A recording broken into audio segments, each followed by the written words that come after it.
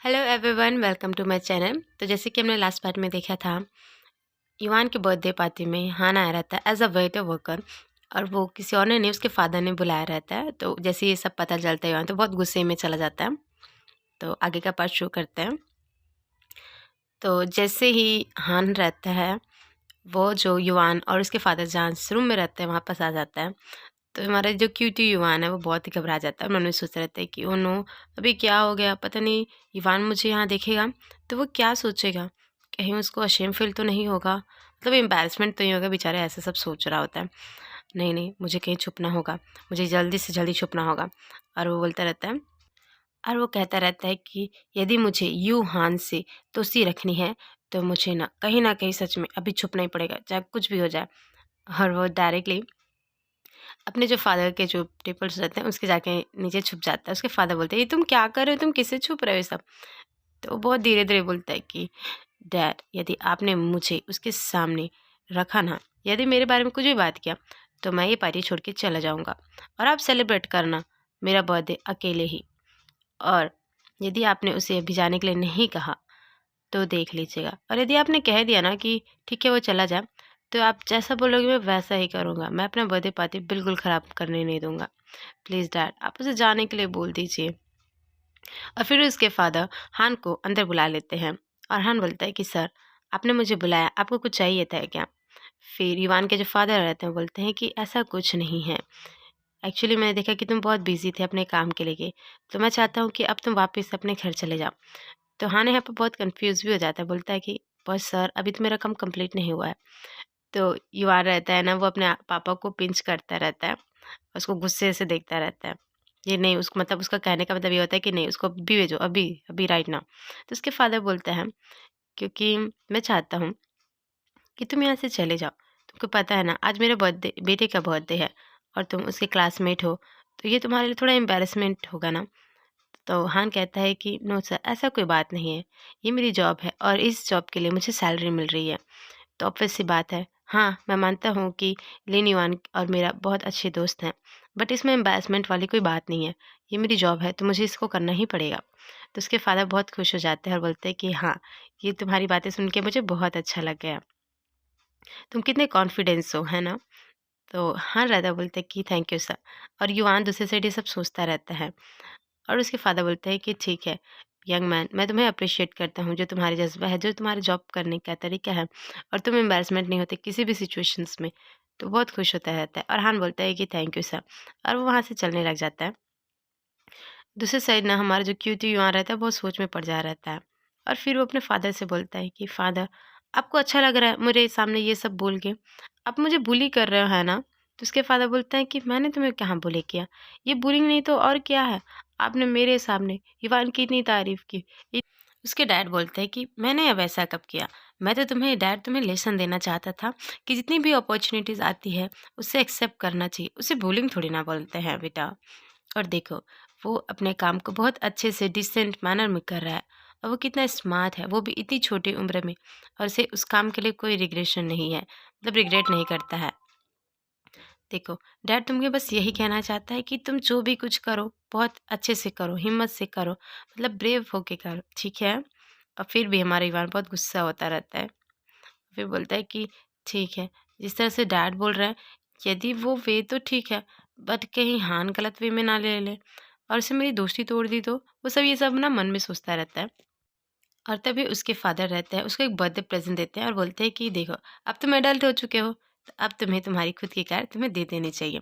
तो बहुत खुश हो जाता है, बोलते हैं कि थैंक यू डैड, बहुत खुश हो जा रहता है, जस्ट लाइक पपी, बोलते हैं ना क्यूट बच्चे लोग, ऐसा बहुत खुश होकर जाता रहता है। फिर वो देखता है कि सीढ़ी में जो युवान की मदर रहती है और हाँ रहता है, वो लोग बातें करते रहते हैं। तो ये ना बहुत देख के डर जा रहता है कि अब मॉम क्या कर देगी। तो बोलता है कि मॉम, आप ये क्या कर रहे हो, आप उसके साथ इस तरह रूड बातें क्यों कर रहे हैं। तो उसकी मदर बोलती है कि बस मैं यही सोच रही थी कि जो एक आउटसाइडर है उसको यहाँ ऊपर आने के लिए किसने किया होगा, और यहाँ पर तो कोई भी नौकर यहाँ तक कि कोई नहीं आ सकता है, तो इसने ये रूल्स ब्रेक कैसे कर दिए। तो हमारा युवान साइड लेते बोलता है कि डैड ने उसे बुलाया था, इसमें इसकी कोई गलती नहीं है। तो उसकी मदर फिर से बोलती है, बताओ तुम यहाँ क्या कर रहे थे, और तुम्हारा काम तो नीचे का है ना, तो तुम ऊपर कैसे आए थे। तो युवान फिर से इंटरप्ट करके बोलता है, मैंने कहा ना, डैड ने उसे बुलाया था, अब उन्हें जाने दो घर, डैड ने उसे परमिशन दे दिया है। तो उसकी मदर बोलती है, तुम क्या कहना चाहते हो कि इसके पास ज़ुबान नहीं है? ये खुद से बोल नहीं सकता? हाँ? तो हाँ, बहुत पोलाइटली वे में बोलता है कि I am sorry ma'am, actually मैं आपको एक्सप्लेन पहले ही कर चुका हूँ, पर आप मेरी बातों पे ज़रा-सा भी बिलीव नहीं कर रही हैं। तो उसकी मदर बोलती हैं, हाँ, तो मैं तुमको ये पूछना चाहती हूँ कि तुम्हें यहाँ पास इनवाइटेड इसलिए किया गया है ताकि तुम यहाँ पास काम कर सको, ना कि तुम ताका-झाकी कर सको। तो यहाँ बस हान को बहुत बुरा लगता है, बट वो शो नहीं करता है और बोलता है कि ठीक है मैम। उसके बाद युवान रहता है, बहुत चिल्ला के बोलता है कि मॉम, आप ऐसा कैसे कर सकते हैं? किसी को इतनी इंसल्ट कैसे कर सकते हैं? और वो मेरा फ्रेंड है। तो उसकी मदर बोलती है, अच्छा तो तुम एक दूसरे को पहले से जानते हो? तुम्हें नहीं लगता कि जो तुमने इतनी केयर दिखाई उसके लिए वो ज़रा सा भी सिंसियर नहीं था तुम्हारे लिए, तुम्हारे साइड भी नहीं लिया है ना? तो युवान बहुत कँपकँपाते आवाज़ में बोलता है, मुझे पता है, वो बिल्कुल आपकी तरह ही है। मतलब मैं आपके लिए चाहे जो भी कुछ करूँ, आपको ज़रा-सा भी इसकी खुशी नहीं होती। आप भी मेरे लिए ज़रा-सा भी केयर नहीं करती हैं। आप भी वैसी ही हैं, जैसा वो है। और वहाँ से भागने लग जाता है और फिर वो रुकता है और देखता है कि हान भी वहीं पास खड़ा हुआ है और उसको जाके बोलता है कि सॉरी हान, एक्चुअली मैं नहीं चाहता था कि तुम्हें इस तरीके से एम्बैरेसमेंट होना पड़ेगा। तो जो हमारा हान रहता है, वो बहुत खुश होके बोलता रहता है कि हैप्पी बर्थडे मेरे क्लासमेट लियो। तुम्हारा जन्मदिन है आज, तुमको कैसा लग रहा है बताओ? तो युवान बहुत सैडनेस में रहता है, बोलता है कि आई एम सॉरी, मैं कभी नहीं चाहता था कि ऐसा कुछ हो जाए। क्या तुम मुझ पे गुस्सा हो? तो युवान बहुत कन्फ्यूज़ भी रहता है, बोलता है कि क्यों? मैं क्यों गुस्सा होने लगा तुम पे? युवान कहता है कि मैं बिल्कुल ऐसा नहीं चाहता था कि ये सब हो जाए। मैं बर्थडे प्रेज़ेंट चाहता था, बट अब मैं नहीं चाहता हूँ। तुम प्लीज़ दुखी मत हो। आज मेरा बर्थडे, मैं तुमसे अपोलॉजीज़, मतलब वो माफ़ी माँगता रहता है। बट हमारा हान बोलता है कि ठीक है यार, कोई बात नहीं, ये सब होता रहता है और मैंने कहा ना कि मैं तुम्हें बर्थडे प्रेजेंट ज़रूर दूंगा, तुम लो या ना लो। और मैं बिल्कुल मजाक नहीं कर रहा हूँ, मैं तुम्हारे लिए नूडल्स ज़रूर बनाऊंगा। तो जैसे ये सुनता है तो बहुत खुश हो जाता रहता है और फिर बोलता है कि सच में तुम मेरे लिए नूडल्स बनाओगे? तो हान बोलता है कि हाँ हाँ, ज़रूर बनाऊंगा। तो उसके पास आके बोलता है कि तो ठीक है, ये डन रहा। और फिर लोग पार्टी वापस इंजॉय करने लग जाते हैं, जहाँ पर उसके जो फादर रहते जहाँ पर उसके फादर एक अनदर बिजनेसमैन से बात करते रहते हैं और युवान मन में सोच रहता है कि ये कहाँ से बर्थडे पार्टी लगता है, ये तो ऐसा लग रहा है कि बिजनेस इवेंट है, वो सिर्फ मेरे नाम पे ही किया जा रहा है। और उसके फादर बोलते हैं कि देखो ये तुम्हारे अंकल चैन है, उसकी डॉटर है, तुम इसे कहीं खिलाओ पिलाओ घुमाओ हमारे घर को। तो बोलता है युवान ठीक है, और वो उस गर्ल को ले जाके जस्ट ना हान के पास चला जाता है, जहाँ पास वो बहुत सुंदर डिलीशियस पेस्ट्री बनाता रहता है। और गर्ल्स बोलती है कि एक्चुअली मुझे चॉकलेट केक चाहिए। और ईवान बस ना हान को ही देखता रहता है, जैसे उसने ना एक सिंपल सा डिज़ाइनिंग बना रहता है। तो बोलता है कि ठीक है, मुझे भी एक केक दो। और वो उसको प्रिंसेस जैसा रहता है ना, क्राउन जैसा उसको बना देता है। तो ईवान बोलता है क्या बात कर रहे हो, तुम मेरे लिए क्राउन जैसा क्यों बनाए, तुमको क्या लगता है कि मैं गर्ल हूँ और ये पिंक शेप में क्यों दिया है? तो जो गर्ल रहती है ना, उन दोनों को देखती रहती है, नोटिस करती रहती है कि इन दोनों के बीच में ना ज़रूर कुछ है ऐसा करके। तो हम लोग को भी पता है ना कि इन दोनों के बीच कुछ है। और रात के 10 बज जाते हैं और इवान बोलता है कि फाइनली ये सब ख़त्म हुआ। और अंकल वो उसके फादर बात करते रहते हैं, जहाँ पर से उसके फादर पूछते हैं कि मैडम कहाँ गई, वो अभी तक दिखी क्यों नहीं?